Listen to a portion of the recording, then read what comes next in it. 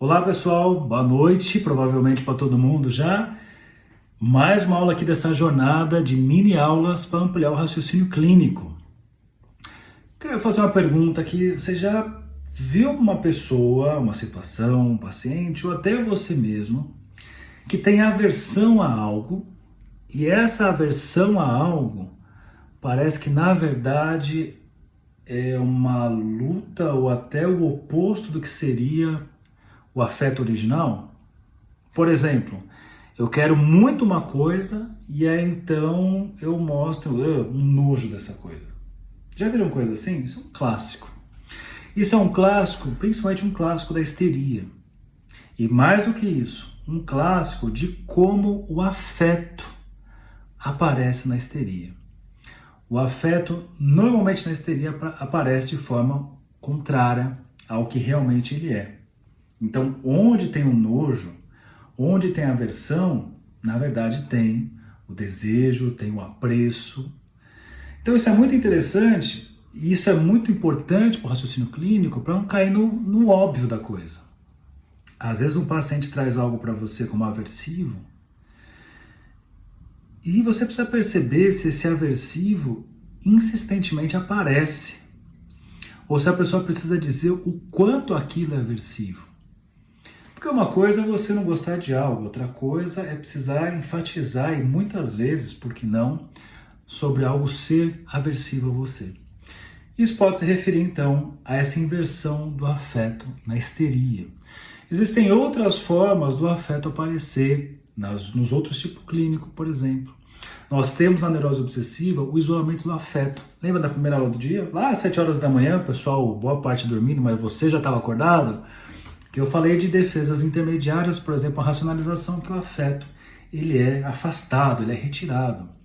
E eu posso pensar, e dá para pensar, é possível encontrar isso, o afeto como ele aparece nas várias outras, né, na fobia, no tipo clínico, e nas outras estruturas, né, dentro das psicoses, por exemplo.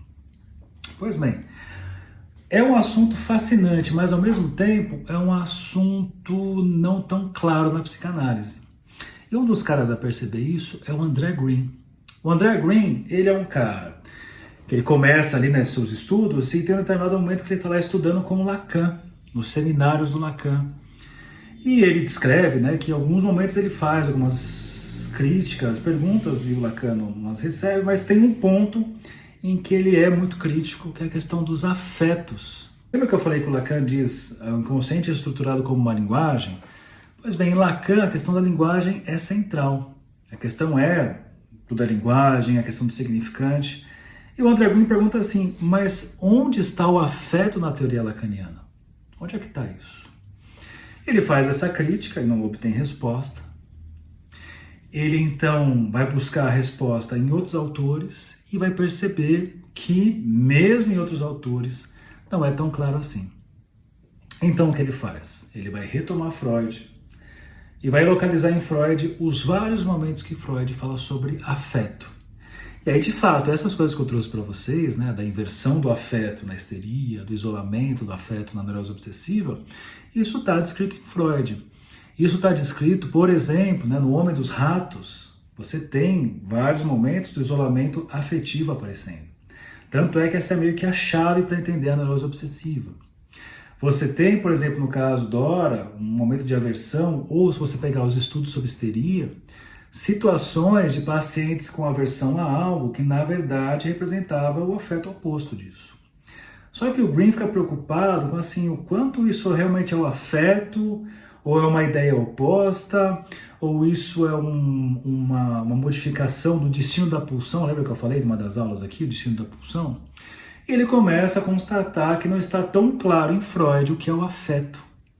Então o que ele faz? Ele vai pegar a obra do Freud inteira e vai fazer uma arqueologia para construir o que é o sentido do afeto em Freud. Uma vez feito isso, ele vai avançar, né? Ele vai passar por ali pelos britânicos principalmente, como é que os autores britânicos, como Klein não é britânica, né? Ela é da Hungria, mas foi para Londres, mas você tem Winnicott, Bion e tantos outros, como eles pensam a questão do afeto. E aí então depois, claro, ele vai chegar nos franceses, porque o ponto de crítica dele seria ali no Lacan.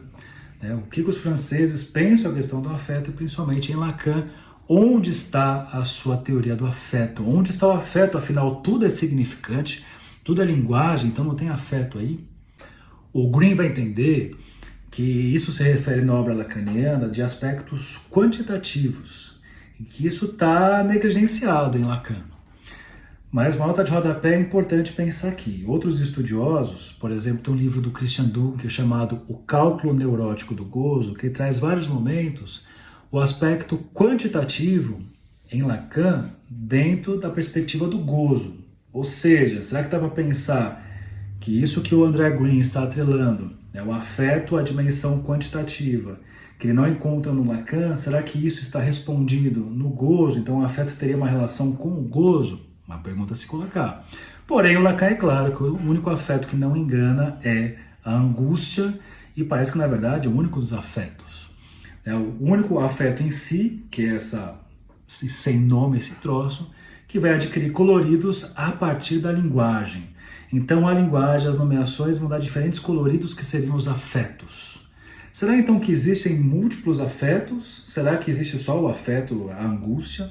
Será que não existe afeto nenhum? E aí o Green vai construindo até chegar numa proposta, uma teoria dos afetos, em que ele faz uma articulação. É como se fosse uma tentativa de reparação ou de contribuição aos afetos na teoria lacaniana, claro, utilizando aí elementos da psicanálise britânica, kleiniana, winnicottiana. É muito interessante isso. Esse foi um grupo de estudos que eu trabalhei, um livro do Green, O Discurso Vivo, por uma teoria do afeto, e um livro muito denso, muito interessante, que trabalhamos nele por várias semanas e que ficou disponível como um curso. Então, se você quiser estudar um tipo de livro que amplia bastante o raciocínio clínico, o André Green, na minha opinião, é um dos autores que mais trabalham o raciocínio clínico. Diversas vezes você fica assim, com a cabeça doendo de tanto pensamento clínico que ele traz e raciocínios complexos. Vale muito a pena você ter acesso a isso, e você pode estudar isso comigo nesse meu curso por uma teoria do afeto, ou você pode estudar esse livro que eu falei, O Discurso Vivo, uma teoria psicanalítica do afeto, do André Green. Fica a sua escolha, seguir quebrando a cabeça sozinho ou quebrar a cabeça comigo lá no curso. Então é isso, e daqui a pouco mais uma aula.